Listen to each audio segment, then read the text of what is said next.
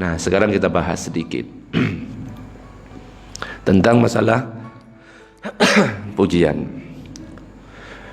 Dalam sebuah hadis dikatakan bahwa suatu ketika Umar itu berjalan dan bertemu dengan Hasan bin Thabit yang sedang melantunkan syair di masjid. Jadi sedang melantunkan syair di dalam masjid. Ini hadis riwayat Abu Daud dan An-Nasa'i. Maka kemudian Sayyidina Umar menegur Hasan bin Thabit itu. Faqala, maka Hasan bin Thabit berkata, ansatu wa fihi man huwa khairum minka. Aku ini pernah melantunkan syair di masjid yang di dalamnya ada seorang yang lebih mulia daripada kamu. Jadi Sayyidina Umar, ngapain kamu kok malah bersair di dalam masjid? Ditegur. Hasan langsung jawab, saya ini malah pernah bersair di depan orang yang lebih mulia daripada kamu, yaitu Nabi Muhammad. Dan Nabi Muhammad itu enggak apa-apa, enggak melarang saya bersair di dalam masjid. Kemudian Hasan bin Thabit ini menoleh kepada Abu Hurairah yang kebetulan di sampingnya itu ada Abu Hurairah. Kemudian berkata, saya bersumpah kepadamu dengan nama Allah, hai Abu Hurairah, pernahkah kamu mendengar Rasulullah berkata kepada saya, hai Hasan, balaslah syair orang-orang kafir untuk membelaku. Kemudian Abu Hurairah menjawab, mempersaksikan, naam, iya benar, kalau Rasulullah enggak melarang. Akhirnya dari hadis ini para ulama kita itu berpendapat boleh bersair atau melakukan pujian antara azan dan iqamah. Yang penting jangan sampai mengganggu, teriak-teriak, ya.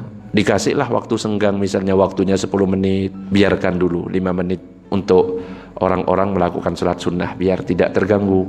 Baru kurang 5 menit atau 3 menit baru di pujian. Allahumma sholli ala Muhammad. Kalau di Masjid Sukri Adenan baharin dulu pujiannya seperti itu, dari awal sampai akhir, sampai meninggal pujiannya tetap istiqomah. Berapa sholawat itu kira-kira yang dibaca, luar biasa. Hadis tadi padahal setelah azan dan iqamah bersolawat padaku, Mbah Lin mengamalkan itu, luar biasa pahalanya. Insya Allah mudah-mudahan beliau mendapat tempat mulia di sisi Allah. Dan di dalam kitab Tanwirul Qulub, Syekh Muhammad Amin Al-Qurdi mengatakan, wa ammas salatu wassalamu ala nabi sallallahu alaihi wasallam akibal azan. Adapun membaca solawat dan salam atas Nabi setelah azan, kalau dalam bahasa Jawa pujian dengan cara bersolawat antara azan dan iqamah itu, faqad sarrahal asyyahu bisunniyatihima. Maka para masyayikh menjelaskan bahwa hal itu hukumnya sunnah. Wala yasukku muslimun fi annahuma min akbaril ibadat, dan seorang muslim tidak ragu bahwa mereka solawat dan salam itu termasuk salah satu cabang ibadah yang sangat besar.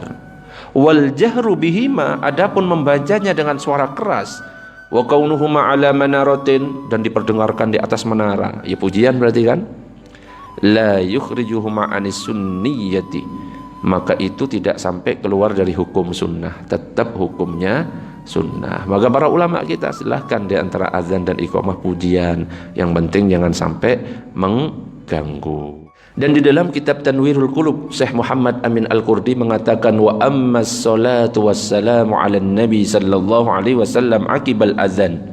Adapun membaca solawat dan salam atas Nabi setelah azan, kalau dalam bahasa Jawa pujian dengan cara bersolawat antara azan dan iqamah itu, faqad sarrahal asyyahu bisunniyatihima.